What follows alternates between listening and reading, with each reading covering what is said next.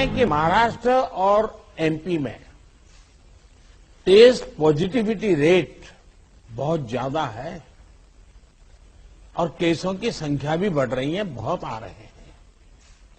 इस बारे में कई ऐसे इलाकों, ऐसे जिलों में भी ये वृद्धि देखने को मिल रही है जो अभी तक खुद को बचाए हुए थे, सेफ जोन थे एक प्रकार से।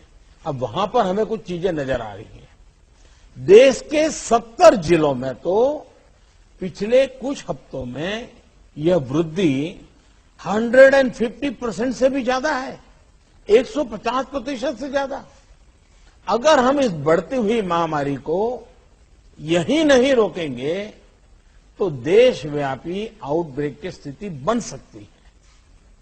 हमें कोरोना की उस उभरती हुई सेकंड पीक को तुरंत रोकना ही होगा और इसके लिए हमें क्विक और डिसाइसिव कदम उठाने होंगे। कई जगह देखने को मिल रहा है कि मास्क को लेकर अब स्थानीय प्रशासन द्वारा भी उतनी गंभीरता नहीं दिखाई जा रही।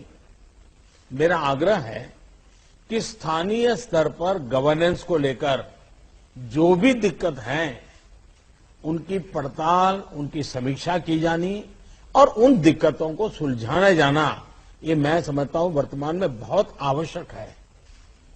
ये मंथन का विषय है कि आखिर कुछ क्षेत्रों में ही टेस्टिंग कम क्यों हो रही है, क्यों ऐसे ही क्षेत्रों में टीकाकरण भी कम हो रहा है। मैं समझता हूं कि ये गुड गवर्नेंस की परीक्षा का भी समय है। कोरोना की लड़ाई में हम आज जहां तक पहुंचे हैं उसमें और उससे जो आत्मविश्वास आया है, ये आत्मविश्वास, हमारा कॉन्फिडेंस ओवर कॉन्फिडेंस भी नहीं हो जाना चाहिए। हमारी ये सफलता लापरवाही में भी नहीं बदलनी चाहिए। हमें जनता को पैनिक मोड में भी नहीं लाना है। एक भय का साम्राज्य फैल जाए, ये भी स्थिति नहीं लानी है। और कुछ सावधानियां बरत करके, कुछ इनिशिएटिव लेकर के हमें जनता को परेशानी से मुक्ति भी दिलानी है। अपने प्रयासों में हमें अपने पुराने अनुभवों को शामिल करके रणनीति बनानी होगी। हर राज्य के अपने अपने प्रयोग हैं, अच्छे प्रयोग हैं, अच्छे इनिशिएटिव हैं। कई राज्य दूसरे राज्यों से नए नए प्रयोग सीख भी रहे हैं। लेकिन अब एक साल में हमारी गवर्नमेंट मशीनरी को नीचे तक ऐसी स्थितियों में कैसे काम करना, करीब करीब ट्रेनिंग हो चुकी है।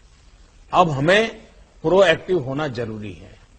हमें जहां जरूरी हो, और ये मैं आग्रहपूर्वक कहता हूं, माइक्रो कंटेनमेंट जोन बनाने का विकल्प भी किसी भी हालत में ढिलास नहीं लानी चाहिए।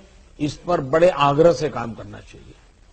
जिलों में काम कर रही पैंडेमिक जो रिस्पांस टीम्स को कंटेनमेंट और सर्वेलेंस एसओपीस, इसकी रीओरिएंटेशन की आवश्यकता हो, वो भी किया जाना चाहिए। फिर से एक बार 4 घंटे 6 घंटे के लिए बैठ करके चर्चा हो, हर लेवल पे चर्चा हो, सेंसिटाइज भी करेंगे, पुरानी चीजें याद भी करा देंगे और गति भी ला सकते हैं। और इसके साथ ही टेस्ट, ट्रैक और ट्रीट, इसको लेकर भी हमें उतनी ही गंभीरता की जरूरत है जैसे कि हम पिछले 1 साल से करते आ रहे हैं।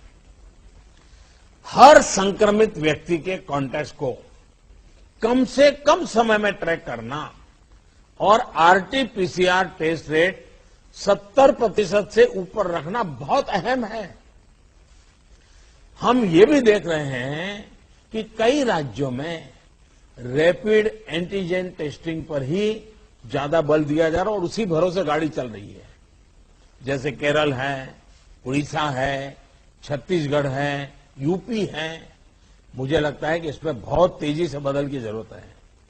इन सभी राज्यों में, मैं तो चाहता हूं देश के सभी राज्यों में हमें आरटी-पीसीटी टेस्ट और बढ़ाने पर जोर देना होगा। एक बात जो बहुत ध्यान देने वाली है वो ये कि इस बार हमारे टियर 2 और टियर 3 शहर जो शुरू में प्रभावित नहीं हुए थे, उनके आसपास के क्षेत्र प्रभावित ज्यादा हो रहे हैं।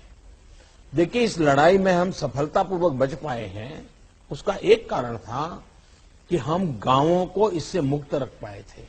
लेकिन टियर 2, टियर 3 सिटी पहुंचा तो इसको गांव में जाने से देर नहीं लगेगी और गांवों को संभालना हमारी व्यवस्थाएं बहुत कम पड़ जाएगी। और इसलिए हमें छोटे शहरों में टेस्टिंग को बढ़ाना होगा। हमें छोटे शहरों में रेफरल सिस्टम और एम्बुलेंस नेटवर्क के ऊपर विशेष ध्यान देना होगा। प्रेजेंटेशन में ये भी बात हमारे सामने रखी गई कि अभी वायरस का स्प्रेड डिस्प्रेस्ड मैनर में हो रहा है। इसकी बहुत बड़ी वजह यह भी है कि अब पूरा देश ट्रैवल के लिए खुल चुका है। विदेशों से आने वाले लोगों की संख्या भी बढ़ी है। इसलिए आज हर एक केस के ट्रैवल की, उसके कॉन्टैक्ट्स के ट्रैवल की सूचना सभी राज्यों को आपस में भी साझा करना जरूरी है।